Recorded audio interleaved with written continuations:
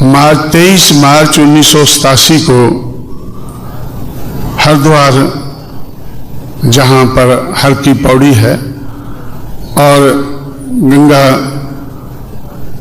पवित्र मानी जाती है गंदी होने के बावजूद भी, तो वहाँ पर 23 मार्च 1987 को शेड्यूल्ड कास्ट का, और यह भी जानकर आप लोगों को अचंभा होगा कि हरिद्वार की जो सीट है वो शेड्यूल्ड कास्ट की लिए रिजर्व है, क्योंकि शेड्यूल्ड कास्ट के लोग उधर काफ़ी रहते हैं।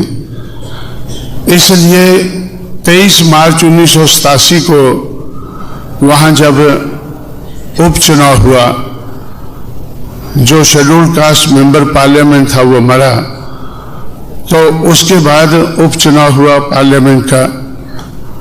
हम लोगों ने मायावती को तैयार किया कि आपको वहाँ से हरिद्वार की सीट से आपको चुनाव लड़ना है। जब हमने उनको वो चुनाव लड़ने के लिए तैयार किया, तो मैं सोच रहा था कि इस चुनाव में हमारा मुद्दा क्या होगा, इस चुनाव में हमारा मुद्दा क्या होगा। वो कांग्रेस का मेंबर पार्लियामेंट था जो मरा, तो कांग्रेस की मुखालफत करना ये तो हमारा मुद्दा था ही, सब लोग जानते थे। लेकिन हरिद्वार की सीट पर, रिजर्व सीट पर हमारा मुद्दा क्या होगा। जब तक वहाँ नॉमिनेशन पेपर फाइल नहीं हुए थे तो मैं मुद्दे के बारे में सोच रहा था, और जब चुनाव का प्रक्रिया शुरू हुई तो मुझे लगा कि अब हमारे लिए मुद्दा ढूंढना आसान है, क्योंकि जो मनुवादी ताकतें हैं ये सारी मिलकर उनका कंबाइंड कैंडिडेट रामविलास पासवान उन्होंने तय किया। चंद्रशेखर उस सारी पार्टियों का जो एक तरह से अलायंस बना था, तो बड़ी पार्टी जनता पार्टी का हेड होने के नाते तो रामविलास पासवान को जनता पार्टी की तरफ से चंद्रशेखर उधर गए और चंद्रशेखर वहाँ ले जाकर हरिद्वार में कंधों पर बैठाकर उनको उधर टोकन, उन्होंने उनका एक जेस्चर था कि एक ठाकुर कंधों पे बैठाकर रामविलास पासवान को वो हर की पौड़ी पर ले जाता है। हर की पौड़ी पर उनको स्नान कराया जाता है और उसके बाद हरिद्वार के ब्राह्मण पंडे वो उनको आशीर्वाद देते हैं। वो उनको आशीर्वाद देते हैं कि भाई तेरी जीत होनी चाहिए।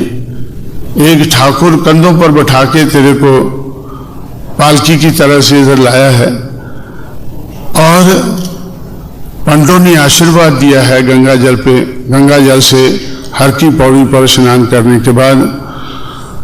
तो इसलिए दूसरे दिन पेपरों में हेडलाइन आई कि ये जो अलायंस का कैंडिडेट है रामविलास पासवान, कई पार्टियों का अलायंस है, ये जीतेगा, क्योंकि इन्होंने अपना प्रचार हर की पौड़ी पर स्नान करके शुरू किया है। हर की पौड़ी एक पवित्र जगह है, गंगा के ऊपर एक पवित्र जगह है जिसको हर की पौड़ी कहते हैं। उधर कुंभ का मेला लगता है तो लाखों लोग उधर ठंडे ठंडे पानी में स्नान करने के लिए ठंडे के मौसम में उधर पहुंचते हैं।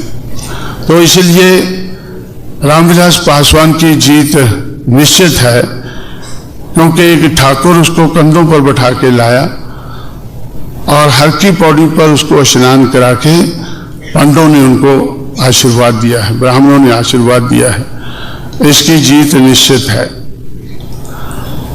तो दूसरे दिन ही कांग्रेस के कैंडिडेट का बयान आया, जो शेड्यूल कास्ट का की तरफ से कांग्रेस पार्टी का होम मिनिस्टर था यूपी में, उसको कांग्रेस ने मेंबर पार्लियामेंट के उपचुनाव के लिए खड़ा किया। होम मिनिस्टर होने के नाते कि इसके जीतने के ज्यादा चांसेस हैं, तो उन्होंने कांग्रेस पार्टी ने खड़ा किया और उसका बयान आया कि भाई रामविलास पासवान ने तो अभी स्नान किया है, लेकिन मैं तो बचपन से इधर स्नान करता रहा हूं, क्योंकि मैं हरिद्वार का ही रहने वाला हूं। ये तो बिहार से चलकर आया है और मैं तो हरिद्वार का ही रहने वाला हूं और बचपन से इधर स्नान करता हूं, इसलिए जीत मेरी निश्चित है। तो हम लोगों ने सोचा कि भाई चुनाव तो हम भी लड़ रहे हैं, रामविलास पासवान को ये सारे विरोधी दल लेकर आए हैं।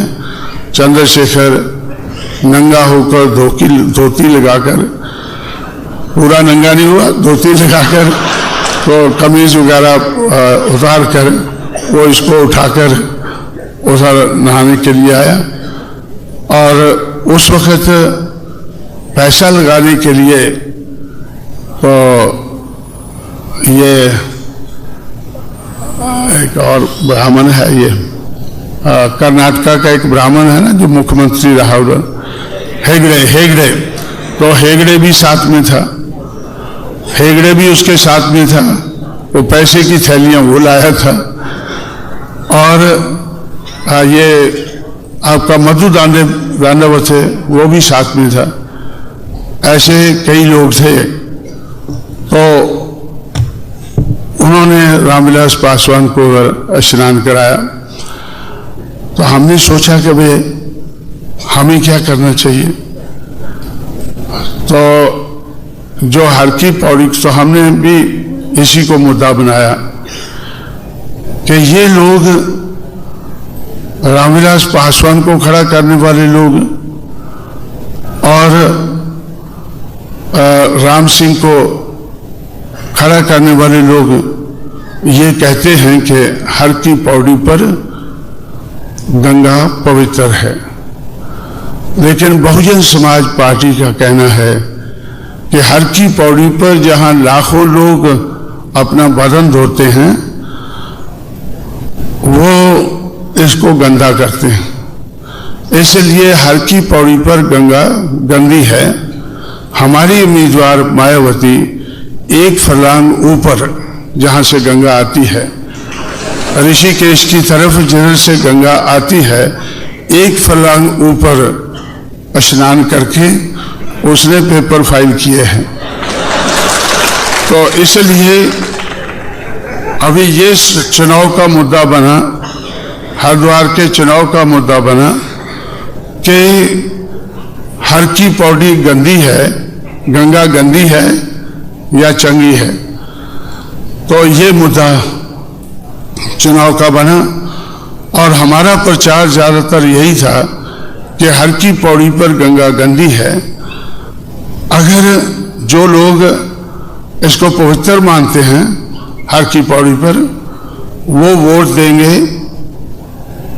उनके दो उम्मीदवार हैं, एक रामविलास पासवान है सारी विरोधी पार्टियों का मिलाकर, एक कांग्रेस का उम्मीदवार है राम सिंह। लेकिन जो लोग समझते हैं कि हर की पौड़ी पर गंगा गंदी है, उनकी उम्मीदवार मायावती है। इसलिए हमारी अपील है उन लोगों से, सिर्फ उन लोगों से जो ये समझते हैं कि हर की पौड़ी पर गंगा गंदी है, वो मायावती को वोट दें, बहुजन समाज पार्टी को वोट दें। चुनाव हुआ और आप लोगों को एक दुख की बात रखना चाहता हूं कि चुनाव में हमें पैसे की उस समय बहुत ज्यादा कमी महसूस हुई। अगर उस वक्त मेरे पास 1 लाख रुपया होता,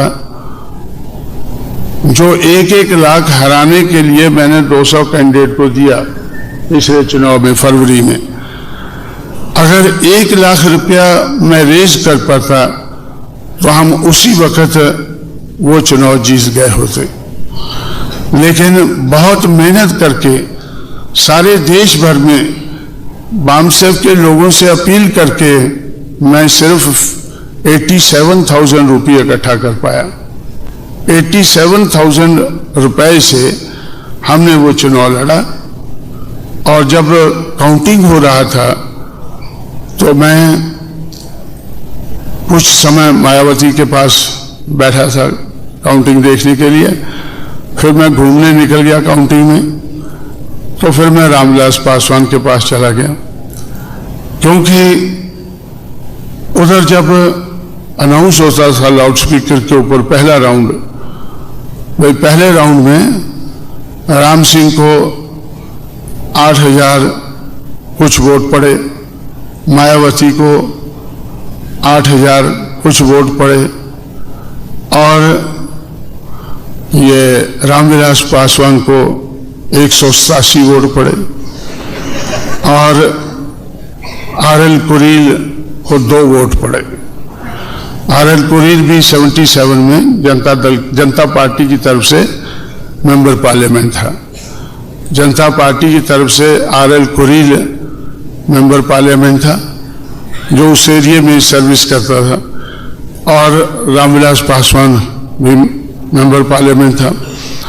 ये एक्स मेंबर पार्लियामेंट तो दोनों लड़ रहे थे। तो जैसे अनाउंस हुआ कि पहले राउंड का अनाउंसमेंट हुआ, तो मैं सोचा मैं रामविलास पासवान से मिलकर आता हूं कि भाई तू तो गंगा स्नान किया उधर, तो क्या हुआ ये।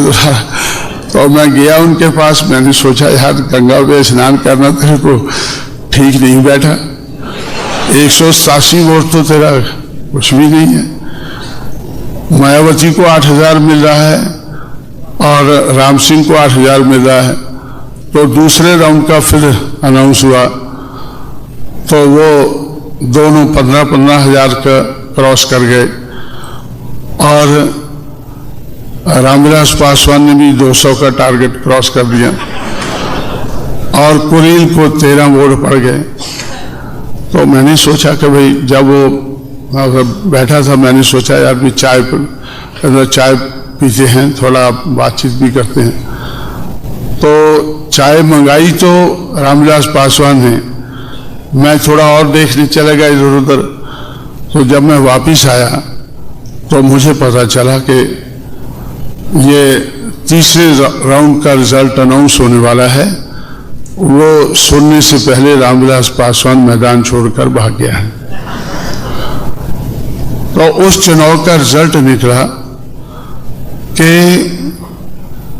1,49,000 1,49,000 वोट कांग्रेस को पड़े, और 1,36,000 वोट मायावती को पड़े, और 32,000 टोटल 32,000 रामविलास पासवान को पड़े, और 100 से कम RL कुरील को पड़े। तो जब हमने ये रिजल्ट देखा, जब वो निकल रहा था रिजल्ट, मुझे बार बार ऐसा लगता था कि ये रिजल्ट तो हमारे हक में हो सकता था। मायावती उसी वक्त MP बन सकती थी अगर मेरे पास 1 लाख रुपया चुनाव लड़ाने के लिए होता। मैं आप लोगों को एक दुख की बात रखना चाहता हूं कि चुनाव में हमें पैसे की उस समय बहुत ज्यादा कमी महसूस हुई। अगर उस वक्त मेरे पास 1 लाख रुपया होता, जो 1-1 लाख हराने के लिए मैंने 200 कैंडिडेट को दिया पिछले चुनाव में फरवरी में, अगर 1 लाख रुपया मैं रेज कर पाता तो हम उसी वक्त वो चुनाव जीत गए होते। लेकिन बहुत मेहनत करके सारे देश भर में बामसेफ के लोगों से अपील करके मैं सिर्फ 87,000 रुपये इकट्ठा कर पाया। 87,000 रुपए से हमने वो चुनाव लड़ा। और जब काउंटिंग हो रहा था तो मैं कुछ समय मायावती के पास बैठा था काउंटिंग देखने के लिए। फिर मैं घूमने निकल गया काउंटिंग में। तो फिर मैं रामविलास पासवान के पास चला गया, क्योंकि उधर जब अनाउंस होता था लाउड स्पीकर के ऊपर पहला राउंड, भाई पहले राउंड में राम सिंह को 8,000 कुछ वोट पड़े, मायावती को 8,000 कुछ वोट पड़े, और ये रामविलास पासवान को 187 वोट पड़े, और RL कुरील को 2 वोट पड़े। RL कुरील भी 77 में जनता पार्टी की तरफ से मेंबर पार्लियामेंट था।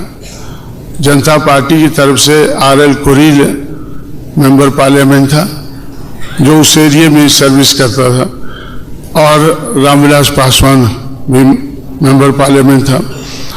ये एक्स मेंबर पार्लियामेंट तो दोनों लड़ रहे थे। तो जैसे अनाउंस हुआ कि पहले राउंड का अनाउंसमेंट हुआ, तो मैं सोचा मैं रामविलास पासवान से मिलकर आता हूँ कि भाई तू तो गंगा स्नान किया उधर, तो क्या हुआ ये। तो मैं गया उनके पास। मैंने सोचा यार गंगा पे स्नान करना तेरे को ठीक नहीं बैठा। 187 वोट तो तेरा कुछ भी नहीं है। मायावती को 8,000 मिल रहा है और राम सिंह को 8,000 मिल रहा है।